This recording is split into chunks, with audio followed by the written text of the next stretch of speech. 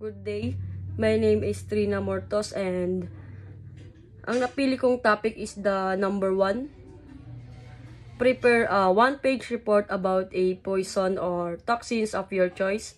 Include as many of the following aspects as possible. A description of the substance and its source, toxicity, symptoms, detection, cure, lasting effects, history, examples, and social impact, if any, list, resources, and reference.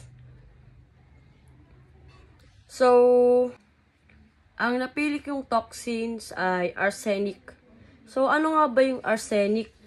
Una, arsenic is a naturally occurring chemical element that is widely distributed in the Earth's crust. Arsenic levels in the environment can vary by locality and it is found in water, air, and soil. Arsenic in drinking water is a widespread concern. So, ang nakadiscover daw neto is si Albertus Magnus or Albert the Great noong 1250. Albert the Great is the first to have recorded producing pure arsenic. Remember, it is usually found as part of mixed mineral. So, ang arsenic daw ay maaring makapekto sa ating balat at magkaroon ng sugat. At pwede din itong maging sanhi ng pagkakaroon natin ng cancer. In utero and early childhood, exposure has been linked to negative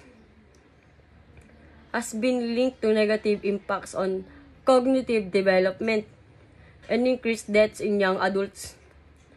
So, ang tinatamaan daw nito ay kalimitan ang mga kabataan. So, this is the research that I found history of arsenic in the rest of Europe from the time of Roman hanggang sa Middle Age ng Renaissance. The arsenic is the king of poison. Sobrang lala niya pala kasi siya na yung king.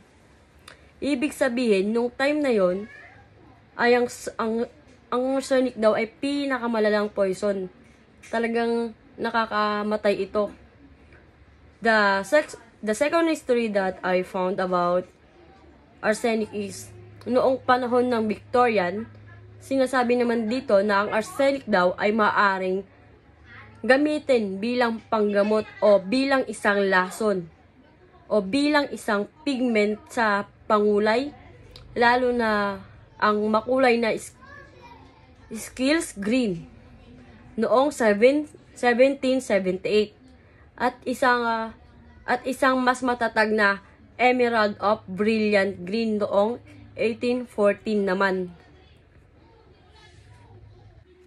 Of the inorganic arsenic compounds, arsenic trioxide, sodium arsenite, and arsenic trichloride are the most common trivalent compounds, and arsenic pentoxide, arsenic acid and arsenates,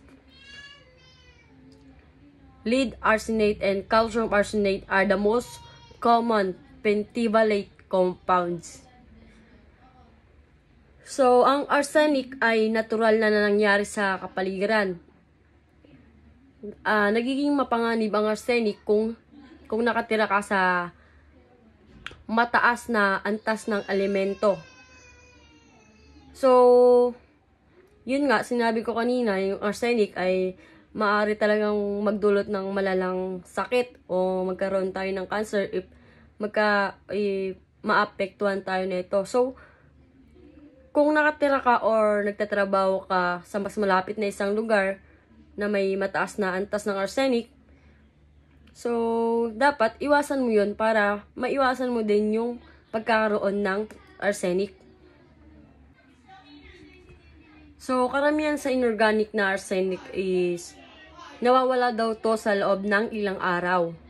Pero, yung ibang arsenic na nasa loob na ng katawan natin ay hindi na naalis. Or nananatili pa yun ng ilang buwan or mas mahaba pa.